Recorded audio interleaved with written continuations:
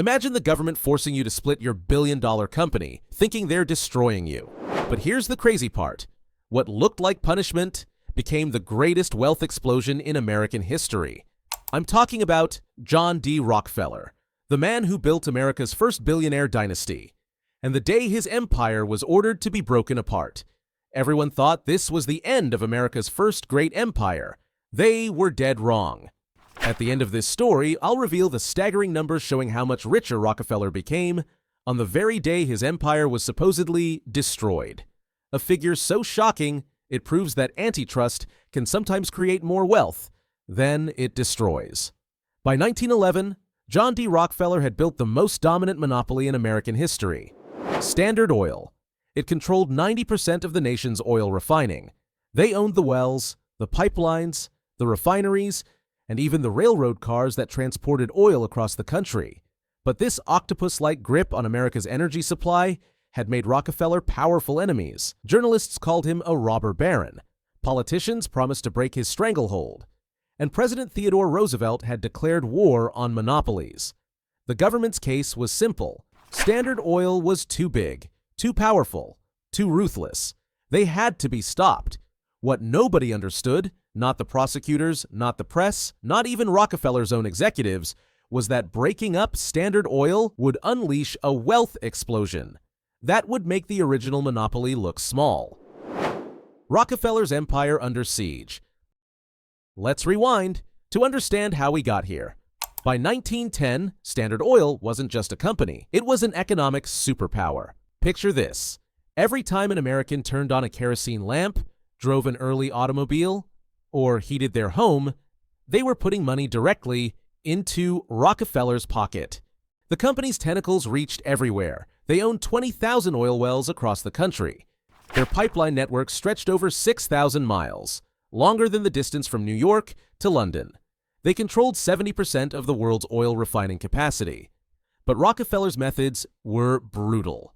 When competitors tried to challenge Standard Oil, he would slash prices below cost until they went bankrupt, then buy their assets for pennies on the dollar. He negotiated secret deals with railroads to get massive shipping discounts, while his competitors paid full price.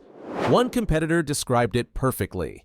Fighting Standard Oil was like fighting a ghost. You never knew where the next attack would come from. This ruthless efficiency made Rockefeller the richest man in America, worth about $900 million in 1910. That's roughly $30 billion in today's money. But it also made him the most hated businessman in the country. Washington versus Rockefeller. The breaking point came in 1906 when the federal government filed the most important antitrust lawsuit in American history. The case was simple but devastating. Standard Oil had violated the Sherman Antitrust Act by creating an illegal monopoly. For 5 years, the legal battle raged. Government lawyers presented 12,000 pages of evidence. They called 444 witnesses. They documented every dirty trick, every secret deal. Every competitor crushed under Standard Oil's boot. Rockefeller himself was called to testify. For 2 days, America's richest man sat in a Chicago courtroom, claiming he couldn't remember details about his own company. "I have no recollection of that," became his standard response. The press had a field day, but behind his calm exterior, Rockefeller was playing chess, while everyone else played checkers. He had already begun quietly restructuring his empire, preparing for what he saw as inevitable. The day his empire shattered. May 15th, 1911. The Supreme Court delivered its verdict. Standard Oil was guilty of monopolization and had to be broken up within 6 months. The headlines screamed victory. "Standard Oil doomed," declared the New York World. "Rockefeller empire shattered," announced the Chicago Tribune. Politicians celebrated. Competitors cheered. The public felt justice had finally been served. But here's where the story gets fascinating. While everyone was celebrating Rockefeller's supposed downfall, the oil king himself was remarkably calm. Why? Because he understood something that would soon shock the world. The court ordered Standard Oil to be split into 34 separate companies. Each would be independent, competing against the others. Rockefeller would receive stock in all 34 companies, proportional to his ownership in the original Standard Oil. On paper, this looked like punishment. In reality, it was about to become the greatest wealth multiplication event in business history. Rockefeller's wealth explosion. Here's what the government didn't anticipate. Breaking up Standard Oil didn't destroy value. It unlocked it. Think about it this way. Before the breakup, investors could only buy shares in one massive, controversial monopoly. After the breakup, they could invest in 34 different oil companies, each focused on specific regions or aspects of the oil business.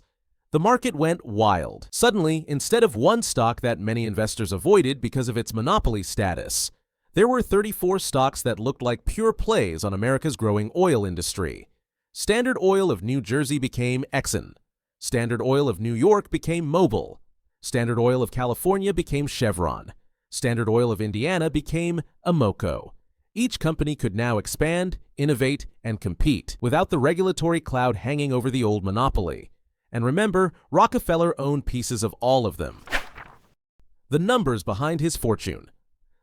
Let me paint you a picture of what happened next. In the year following the breakup, the combined value of all 34 Standard Oil successor companies increased by over 200%. Rockefeller's stake in Standard Oil of New Jersey alone was worth more than his entire Standard Oil holdings had been before the breakup. Add in his stakes in Mobil, Chevron, Amoco, and the other 30 companies, and his wealth exploded. But it gets even better. The automobile was just beginning to transform American life. Henry Ford's Model T was rolling off assembly lines.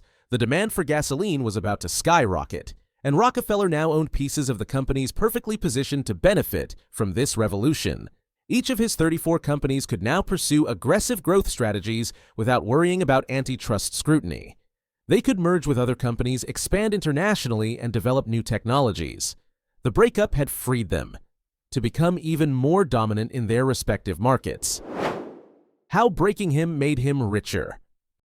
Here's the ultimate irony. The government's attempt to reduce Rockefeller's power actually multiplied it. By 1913, just 2 years after the breakup, his wealth had grown to over $900 million, making him America's first billionaire. But the real wealth explosion was just beginning. Over the next decade, as America's love affair with the automobile intensified, the demand for oil products went through the roof. Rockefeller's 34 companies were perfectly positioned to capitalize on this boom. The man who was supposed to be destroyed by antitrust action instead became the richest person in modern history.